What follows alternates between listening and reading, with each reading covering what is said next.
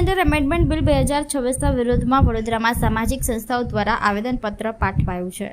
Forum foundation, લક્ષ્ય trust અને વિકલ્પ વુમન્સ ગ્રુપે જિલ્લા કલેક્ટર અનિલ ધામેલિયાને રજૂઆત કરી બિલનો કડક વિરોધ નોંધાવ્યો છે. સંસ્થાઓએ આ બિલ સામે અનેક મુદ્દાઓ ઉઠાવ્યા છે. તેઓનો દાવો છે કે પ્રસ્તાવિત સુધારાઓ વ્યક્તિની શારીરિક સ્વાયત્તતા અને પોતાની ઓળખ નક્કી કરવાની મૂળભૂત હક્કો પર પ્રહાર કરે છે.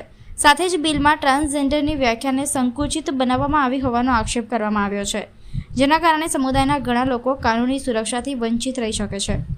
મેડિકલ બોર્ડ દ્વારા ઓળખની પુષ્ટિ કરવાની જોગવાઈને પણ સંસ્થાઓએ અવૈજ્ઞાનિક અને માનવ ગૌરવ વિરુદ્ધ ગણાવી તેને તાત્કાલિક પાછી ખેંચવાની માંગ કરી છે.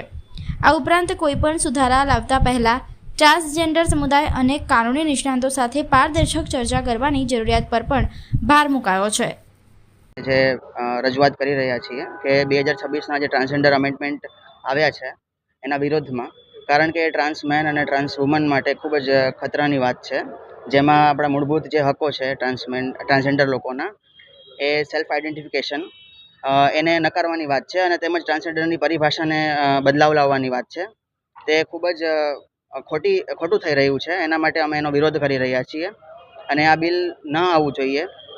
તેમજ આ નાલસા જજમેન્ટના પણ ખિલાફ છે. જેમજ અગર આ બિલ આવ્યું તો એના માટે અમારે ઘણી બધી તકલીફો ઓલરેડી જે સરકારોએ અમને હક થોડા ઘણા પણ આપ્યા હતા અને સરકાર ફરી પાછું એ હકને અમારી પાસેથી ના લઈ શકે, એ ખોટી વાત છે. મારું નામ પ્રેમ છે અને હું ટ્રાન્સમેન છું. આજે વડોદરા જિલ્લાના કલેક્ટરશ્રીને અમે આવેદનપત્ર આપ્યું.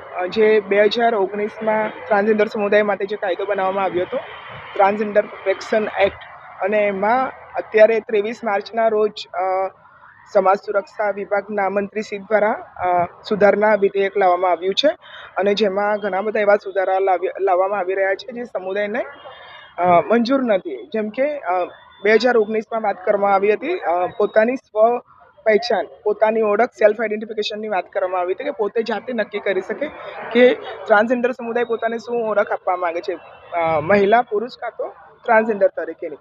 પરંતુ જે અત્યારે 2019 જે ચુકાદામાં સુધારો લાવવામાં આવી રહ્યો છે એમાં એ વાત કરવામાં આવી રહી છે કે ટ્રાન્સજેન્ડર સમુદાયને પોતાની ઓળખ મેળવવા માટે કમ્પલસરી મેડિકલમાં જવાની જરૂર પડશે અને એમાં ડૉક્ટરને બતાવ્યા પછી જ એ ઓળખ મંજૂર થશે. તો આ સમુદાયને મંજૂર નથી, ટ્રાન્સજેન્ડર સમુદાયને. અને જે બંધારણીય હક છે 2014માં પહેચાન આપવામાં આવી છે અને 2019ના એક્ટમાં પણ આ વાત કરવામાં આવી છે. તો અત્યારે સરકાર આમાં કેમ આ રીતના સુધારા, જે બંધારણની વિરુદ્ધ છે એને કેમ આ રીતના સુધારા લાવી રહ્યા છે ખબર નથી પડી રહી. તો એના માટે એક આવેદનપત્ર આપી દઉં.